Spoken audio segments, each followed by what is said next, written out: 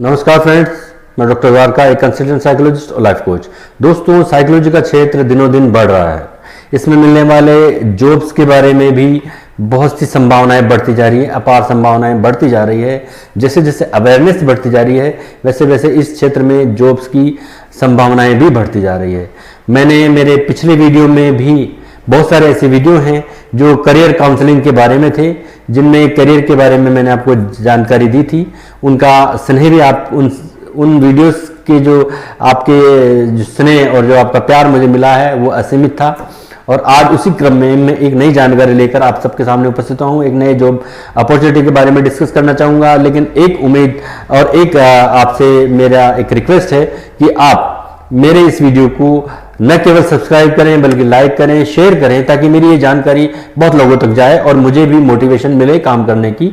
दोस्तों, आज मैं बात कर रहा हूँ चाइल्ड काउंसलर या स्कूल काउंसलर कैसे बना जाता है। क्या इस चाइल्ड काउंसलर या स्कूल काउंसलर के लिए एलिजिबिलिटी होनी चाहिए?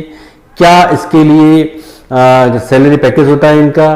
क्या इनमें स्किल्स होते हैं और किस तरह की अपॉर्चुनिटी इनको मिल सकती है, उसके बारे में हम डिस्कस करेंगे। दोस्तों, अगर जहां तक एलिजिबिलिटी की बात करते हैं हम, तो ग्रेजुएशन के बाद 1 साल का डिप्लोमा कोर्स करते हैं होता है, जिसे PG diploma in guidance and counselling कहते हैं। इस पीजी डिप्लोमा कोर्स को जो गाइडेंस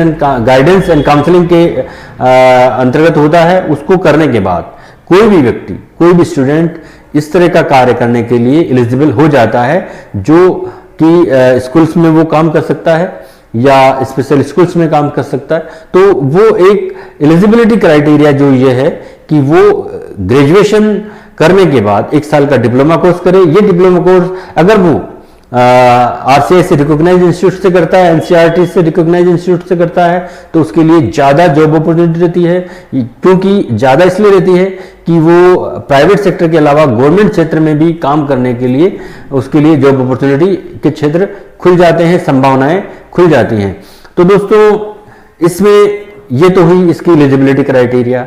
अब इसमें क्या क्या जॉब अपॉर्चुनिटी मिल सकती है, ये देखने की बात है। तो दोस्तों, एक जो चाइल्ड काउंसलर हुआ या स्कूल काउंसलर हुआ, वो न केवल स्कूल में काम कर सकता है, बल्कि वो अपार संभावनाएं अगर देखी जाए तो वो हॉस्पिटल के लेवल पर भी वो एज ए काउंसलर काम कर सकता है, जहां पर उसकी सैलरी भी अधिक हो सकती है। तो इसके अलावा वो एनजीओ में काम कर सकता है, वो किसी ऐसी संस्था में काम कर सकता है जो बच्चों के लिए काम कर रही है, बाल सुधार गृह में काम कर सकता है। और यदि वो स्वयं का काउंसलिंग सेंटर भी अगर प्रैक्टिस करना चाहता है, स्वयं की प्रैक्टिस करना चाहता है, तो वो भी कर सकता है, जहां पर असीमित वो अपने कार्य अनुभव के द्वारा जो सैलरी भी उठा सकता है और सोशल वर्क भी कर सकता है। इसके अलावा दोस्तों, अगर हम इसकी आमदनी की बात करें, तो एक जो न्यू कमर जो आता है या जो बिल्कुल जिसने अभी अभी 1 साल का डिप्लोमा कोर्स किया है और वो जॉब कहीं पर लगता है as a counsellor, child counsellor या स्कूल काउंसलर, तो उसको मिनिमम 15,000 रुपये से लेके 20,000 रुपये के बीच उसको सैलरी का पैकेज उसका होता है, जो हर महीने उसको मिलता है। और इसके अलावा जैसे जैसे उसका एक्सपीरियंस वो गेन करता है, वैसे वैसे उसकी सैलरी में भी बढ़ोतरी होती जाती है और ये सैलरी उसकी 30,000 तक हो सकती है। इसके अलावा अगर वो किसी रेपुटेड स्कूल में लगता है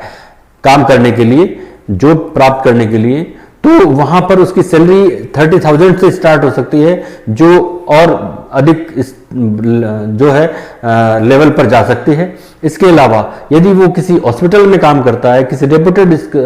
हॉस्पिटल में एज ए चाइल्ड काउंसलर काम करता है, तो वहां पर उसको और अधिक सैलरी 30,000 से भी अधिक से अर्निंग उसको स्टार्ट हो सकती है, ज़्यादा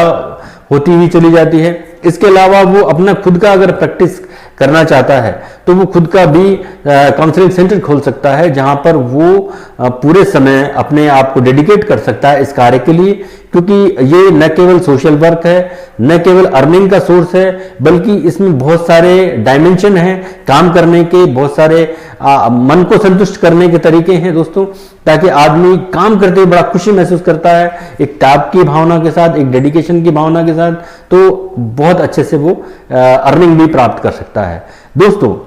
ये हुई इसकी आमदनी की बात या सैलरी पैकेज की बात। अब अगर हम बात करें कि ऐसे लोग को जो चाइल्ड काउंसलर होते हैं इनको एक्चुअल में करना क्या होता है, इनको क्या करना क्या होता है कि इनको जो बच्चों का बिहेवियर है, जो बच्चों के जो इंटरपर्सनल स्किल्स जो इनमें होनी चाहिए वो इतनी अच्छी डेवलप करनी होती है जिसके वजह से ये बच्चों के साथ इंटरेक्शन डेवलप कर पाते हैं, बच्चे इनकी हर बात सुन पाते हैं, जो बातें बच्चे अपने पेरेंट्स से शेयर नहीं कर पाते, टीचर से शेयर नहीं कर पाते, वो एक काउंसलर से शेयर कर लेते हैं। ये इतनी कैपेबिलिटी इनको अपने आप में डेवलप करनी होती है और ये धीरे धीरे आता है दोस्तों, यकायक कुछ भी नहीं मिलता है, आदमी को सीखना पड़ता है, एक लर्निंग प्रोसेस है, वो तो उसको पूरा करना ही होगा। और एक डेडिकेशन की भावना के साथ एक बच्चों के साथ एक अच्छा रिलेशन, उनकी समस्या को अपनी समस्या समझते हुए उनको बहुत ही अच्छे से उनसे इंटरेक्शन डेवलप करना होता है ताकि वो अपनी समस्या अच्छी तरह से उन्हें बता सकें। जब वो अपनी समस्या बताएंगे तो उनका सॉल्यूशन भी निकाला जाएगा और जब सॉल्यूशन निकलता है तो उसके काम को सराहना भी मिलती है। तो दोस्तों इस तरह एक अच्छे चाइल्ड काउंसलर में या स्कूल काउंसलर में जो है ये इस तरह के गुण होने चाहिए कि इस तरह की स्किल्स होनी चाहिए कि वो अपने आप को बच्चों के साथ पूरी तरह इंटरेक्शन डेवलप्ड करने की क्षमता रखे, पूरी तरह उनकी समस्या को सुनने की क्षमता रखे, उनको समझने की क्षमता रखे। एक खास बात जो उनमें होनी चाहिए कि उनको जजमेंटल नहीं होना चाहिए, वो बच्चों की समस्याएं सुने, समझे और उनको दूर करने के अलग अलग तरीके उनको बताएं अकॉर्डिंग टू पर्सनैलिटी। बच्चे की पर्सनैलिटी के अकॉर्डिंग उनको अलग अलग तरीके उनको बताएं, लेकिन उसको जजमेंटल नहीं होना चाहिए। एक चाइल्ड काउंसलर को एक जो है स्कूल काउंसलर को कभी भी जजमेंटल नहीं होना चाहिए, उनको जजमेंट नहीं देना चाहिए, क्योंकि ऐसा करने से बच्चों में बताने की इनसिक्योरिटी की जो फीलिंग है वो आ सकती है और इस तरह वो अपने आप को पूरी तरह जो है इनसिक्योर फील करते हुए वो अपनी समस्या शेयर नहीं करेंगे। और जब समस्या शेयर नहीं करेंगे, चाहे वो चाइल्ड काउंसलर हो, स्कूल काउंसलर हो, तो उसका जो पर्पज है वो सोल्व नहीं हो पाएगा। इसलिए दोस्तों एक चाइल्ड काउंसलर और एक स्कूल काउंसलर को बच्चों के बारे में अच्छे से इंटरेक्शन डेवलप करने की क्षमता रखे, अच्छे से उनको सुनने की एक क्षमता उनमें होनी चाहिए, समझने की क्षमता अपने आप में डेवलप करनी चाहिए, उनकी समस्या को अपनी समस्या माननी चाहिए और लगातार सुनने की क्षमता होनी चाहिए ताकि वो बच्चों की हर एक आदत को, क्योंकि बच्चों की पर्सनैलिटी अलग अलग हो सकती है और इस तरह की समस्याएं न केवल स्कूली जो प्रॉब्लम्स होती है वो होती हैं, बल्कि बच्चों के बहुत सारे इश्यूज में पर्सनैलिटी पॉइंट ऑफ व्यू से भी हो सकती हैं, जिसमें उनमें चिंता भी हो सकती है, डिप्रेशन भी हो सकता है, ईटिंग डिसऑर्डर भी हो सकता है या पर्सनैलिटी से रिलेटेड कोई डिसऑर्डर हो सकता है। तो ऐसी समस्याओं के लिए भी बच्चों को बहुत ही ध्यानपूर्वक सुनना होता है, उनकी समस्या को समझना होता है और इंटरेक्शन डेवलप करना होता है और जजमेंटल नहीं होना होता है। सबसे बड़ी बात, उनको जजमेंटल नहीं होना होता है, तब ही एक चाइल्ड काउंसलर काउंसलिंग कर पाता है, स्कूल काउंसलर एक अच्छी काउंसलिंग दे पाता है और उसका उद्देश्य पूरा हो पाता है। तो दोस्तों ये था आज मेरे इस वीडियो का उद्देश्य कि एक चाइल्ड काउंसलर या स्कूल काउंसलर क्या होता है, किस तरह एलिजिबिलिटी होती है,